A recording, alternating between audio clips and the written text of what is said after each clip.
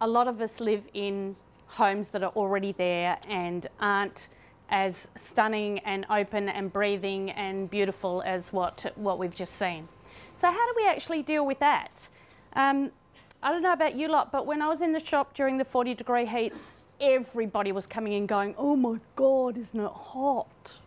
And yes, it was hot, but you know, it was summer, and yes, I know that we were getting rather exceptional weather there for a period of time, but it really made me stop to think just how much we probably expect other things to make us cool, that we don't actually think about the things that we can personally do to actually make our lives a whole lot more pleasant. But the one thing I wanted to just start with is that was the headline, Tuesday the 11th of February. Adelaide set summer record for extreme heat with 12 days of 40 degrees Celsius. So everybody was reading those headlines going, oh my God. And I have to say, when I actually reverted it back to the whole 115 degree thing, because I grew up with that sort of Fahrenheit rather than Celsius, I did go, holy shit, 115, I don't remember that when I was a child. So it did actually make me stop and think, that is actually very, very hot. But, you know, and the thing is, what we have to remember is this is what can happen in those extreme weather conditions. And unfortunately, we're probably going to see a whole lot more than that. So we have to learn how to live with the fact that our weather is actually getting warmer. We heard about the people that lost their lives during that incredibly terrible, tragic fire. We didn't hear about the fact that in the heat wave leading up to that fire, 400 people lost their lives. That's a massive amount of people that lost their lives. Now, apparently there was a lot of older people and young people and infirm people. So you know, you have to sort of take that into consideration. But what it's actually saying to me is that we've forgotten how to actually help ourselves live with these extreme conditions. We've lost the art of doing that. And I think that's something that we really have to reconsider, because it's going to hit us a whole lot more. Now, we get to windows and walls. Now, I know, Phil, you'll have to excuse me if I'm actually covering some of the same stuff as Phil, but I can't actually stand up here and say, what is it that we need to do with our houses that we currently are living in to actually help us to live through these sort of things? So what is it that we can do to keep our cool? The one thing that we will say, and we will reiterate that all the time, whether it's through heat or through cold or whatever, is don't be a passive occupant. We talk about, you know, 10-star buildings. We talk about, you know, having these fantastically designed buildings. But you know what? Absolutely no point if we've got a 1-star occupant. So we've got to learn how to work with our building, as Ken was saying as well. So we just go, the windows and walls, well, that's actually our place. The lounge faces southeast. We've got heavy curtains and pelmets, and we've got shading from the morning summer sun with trees along the boundary. And we've done that on purpose so that we can actually control what actually happens in that room. So it actually stays incredibly cool during the winter. And when we need to, we also close the curtains. They're very heavy, but they're light so that they don't actually absorb the heat. And it really works incredibly well. So we then live in that part of the house rather than the back part of the house, because that's the coolest part of the house. And that's another thing that we have to learn to do, is actually use our spaces differently. You know, if the back room is a lot cooler, then go to the back room. Why would you sit in the front room? So, you know, it's actually just being very sensible about the way we actually do these sort of things. Appliance usage is pretty important, because when it's 40-degree heat, who's going to cook a roast? You know, like, first of all, you don't feel like eating it, but second of all, that's stupid. It's heating up your home even more. So you avoid the usage of appliances that radiate heat. So you just make sure that we don't actually utilise things like, you know, your dishwasher and your microwave. And because if you actually stand next to your microwave when you're cooking something in there, you actually feel a massive amount of heat coming off that. And, you know, why would you do that? What we're trying to do here is actually avoid turning that switch on that's called an air conditioner. We're trying to find ways to keep the house livable and comfortable so that we actually don't have to use that thing called an air conditioner. And avoiding using those sort of things is actually pretty important. The one thing that I do actually want to still come back to though is when we were talking about the windows, for instance. Now everybody knows that the windows is actually the weakest part of the house, don't you? And the thing is, I am talking to people that actually probably understand a lot of those things. So we get enormous amounts of heat through our windows, and what we've always got to remember, if you remember the golden rule, that heat will always go to cold. So in the summer the heat will come through the window, and in the winter when you're trying to warm that space, the heat will leave and go out the window. So we've got to remember how to do that. Now it's all very well to stand up here and say, oh, let's get double glazing, or you know, all those sort of things that we do, but maybe we can't do that. So how else do we actually deal with those sort of issues? So it's really important that we just find ways to actually do this. And there's a DIY project that I think is really fabulous, because the other thing that we forget to do is we look at our windows, but we actually don't think about our walls. And the walls, as you know, are incredible thermal quality, because they will absorb all that heat during the day. And what happens then in the evening is, as it gets cooler, they will actually radiate that heat right into the house. So we need to actually shade those western walls, for instance, even though they might not have a window, so that we actually stop that heat from absorbing into the brick wall and so forth.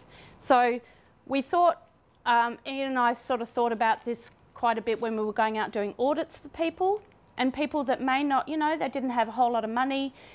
We talked about, you know, maybe doing some deciduous planting outside those western walls, so that we can shade those areas and not have, you know, in the winter you can still get your summer sun, and that can still have that thermal quality that you're actually then looking for. But also what you can do is just actually make a wooden frame, a few wooden frames up, put some coolaroo material on there, and actually a couple of hooks on the wall, and hang those frames up in the summer just to shade those areas. Easily removed, slip somewhere when you want to store them somewhere, and it's actually a really great way to just shade those walls. When we are trying to shade, and when you're shading walls and shading windows and all that sort of thing, you must remember that hot air does get caught behind some of those things. So when we are shading areas of our house, we have to remember to always make sure that there's somewhere for that hot air to go, so that it actually can create convection and get rid of that hot air and bring in cool air. Because if you've got a blind, I see them all the time when I'm doing the audits, the blinds that they have installed by people on their windows, and they're right up against the window. There's absolutely nowhere for that air to go, and if you actually put your hand in between the window and the blind, you get this massive sort of hot hand, because all the heat is actually concentrated behind that. So make sure that when they're installed, or when you're doing something like that to shade an area, make sure there's somewhere for that heat to escape to, because that heat will find its way inside. So it's really those little things that we sort of say, you know, we have to think about those sort of things. And we close the windows once the outside air is warmer than indoors. That's pretty obvious, and you'd probably say thanks very much for that. At night, once the mercury drops, we purge the accumulated hot air by opening windows and doors. Well, you know, that's pretty simple too. We've known people that have actually, you know, on Ian's recommendation, have actually put high windows in that, you know, it might be an older house, put some high windows in with some louvers so that they can be opened up. They still feel secure. They've secured all the rest of the house when they go to bed, but they can have those high-end windows open so that that can continue to purge through the night and get that cool air in.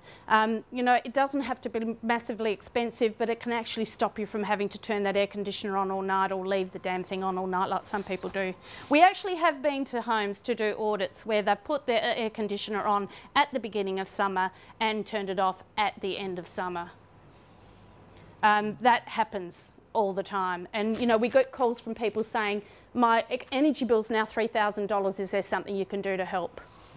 I don't even know how you can get it to $3,000. Like, that's just, you have to work really hard to do that, but they manage to do that. And we're always quite astounded at the different things that people don't actually realise.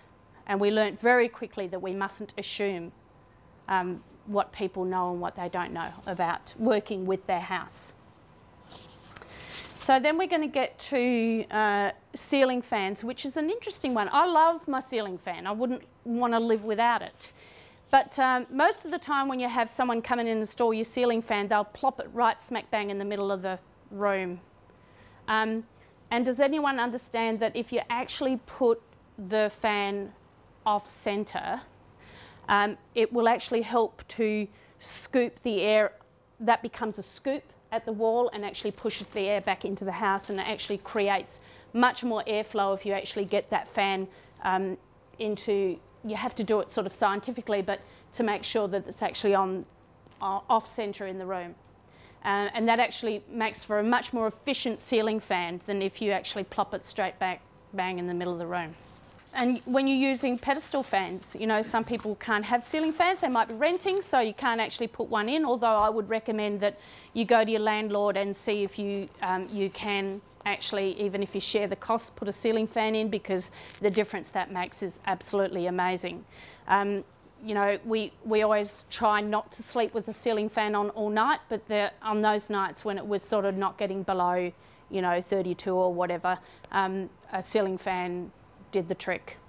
And there's lots of other little things that we'll talk about afterwards that can help as well. So this is our bedroom. Ceiling fan off centre, again heavy curtains.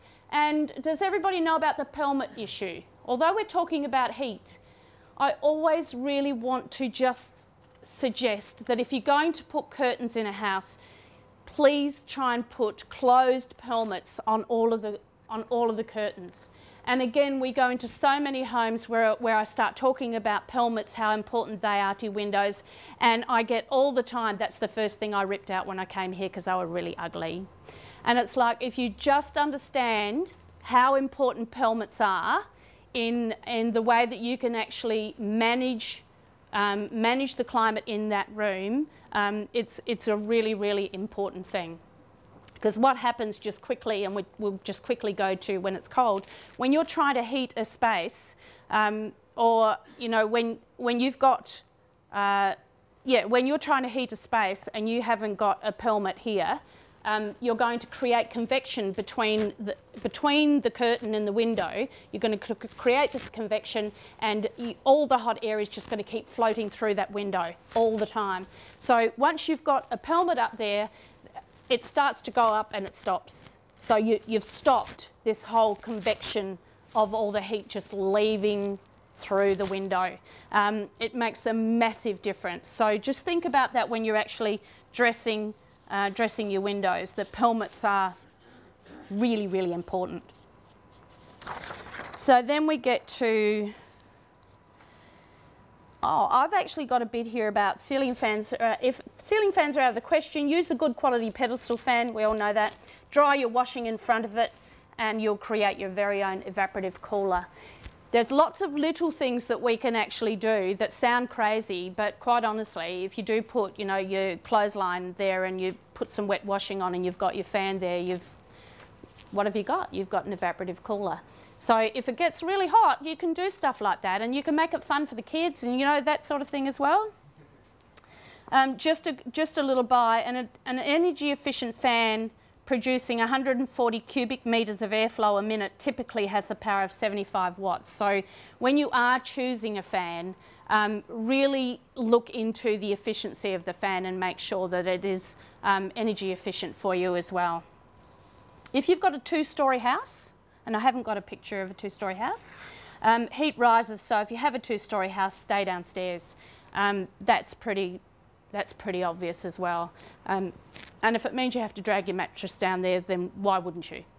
Or even if you've got a bit of a day bed or something that you can actually, you know, bring down there to sleep on. Because why on earth would you go upstairs and everybody knows that it's got a 2-storey house, what happens? It's like a friggin' oven up there. So, you know, get yourself downstairs.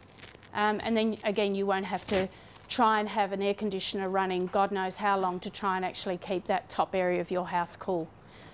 It's pointless. Just stay where it's cool. Exhaust fans.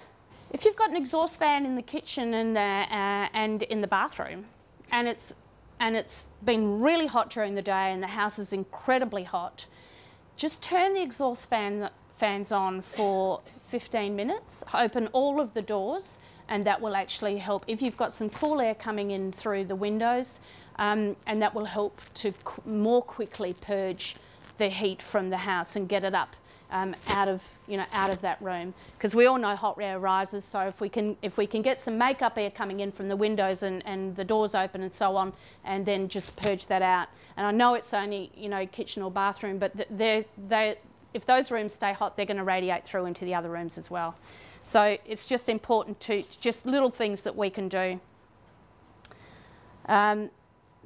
Drop a draft stopper on the top of the bathroom. Does anyone know what a draft stopper is? They're great little units actually. It's, you can actually install a draft stopper quicker than it takes to actually bring the ladder out from the garage. And they're terrific because if you think about it, you go into the bathroom and there's this big hole in the ceiling. And that creates all sorts of problems. When you're trying to heat the house, it leaves through the hole, and when the ceiling gets hot, the air comes down into your room. So if you get a draft stopper up there, it actually blocks the hole.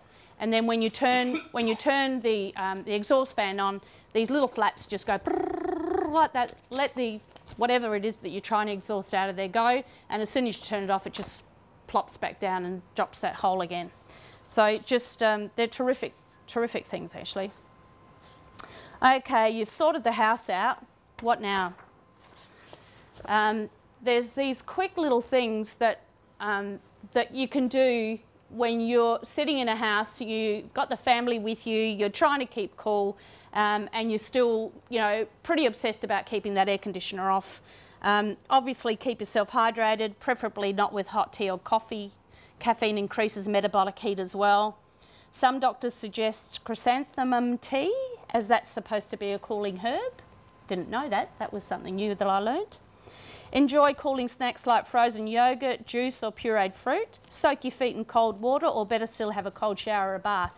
My sister's actually got her bath outside, and when it's really hot, it's under a tree. She fills it up with cold water, and there she sits in all her glory in the bathtub. I think that's fantastic. Watching all the birds playing around in the trees. But you know, if you want to read a book or something like that, get a bit of a bucket or something like that, put some cold water in it, and if your feet are cool, you'll be amazed at how different that feels. You know how we have heat packs, those wheat bags? They actually also work the opposite. So stick them in the freezer and make them nice and cold, and then go to bed with them. Hug them. Better than an air conditioner. Excuse yourself from excessive activity. Great way to say, no, I'm not going to the gym today. Drag all the mattress to the coolest part of the house, obviously. I think that's fairly obvious. And lay around telling stories until sleep happens. You can actually make it a whole lot of fun if you've got young people in the house, and just have a bit of fun with it. Have a look at your sleeping attire. Look, not your attire as such, but your pillow is actually really important. When it's really hot, if you've got a polyester pillow, that's actually just going to continue to radiate heat around you. And if your head is very warm, that's actually going to make the whole body hot. So make sure that your pillow is natural fibred pillow and nice cotton pillowcases and so forth. The best pillows that we've found that we're absolutely in love with is Kapok. They're absolutely beautiful.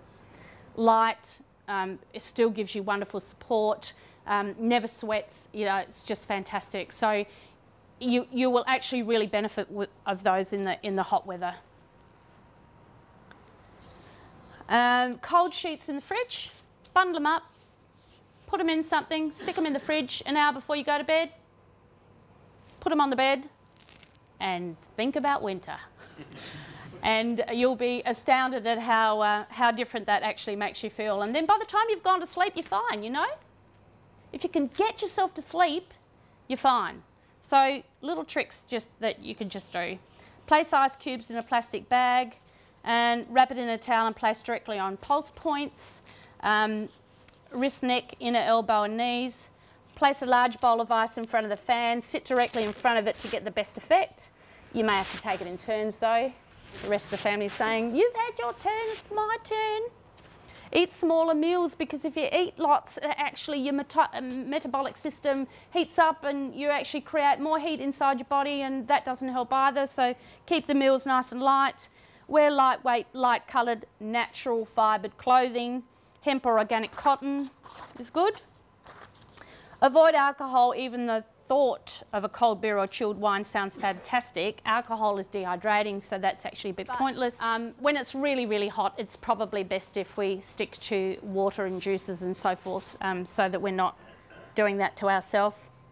And as Phil said the other day when we met to discuss this event, and has been reiterating the whole time, we have to celebrate our seasons. It's really important that we actually enjoy everything about the different seasons that we have in our country. We see different wildlife, we see the difference in the plants and the way that the gardens respond to the different climates. And you know, instead of whinging all the time about how either hot or it is, or how bloody cold it is, or whatever, why don't we celebrate what it is that we've got? Because we live in an incredible land that gives us incredible diversity in all these sort of things, and we should be celebrating it. So thanks very much. Thank you very much. No worries.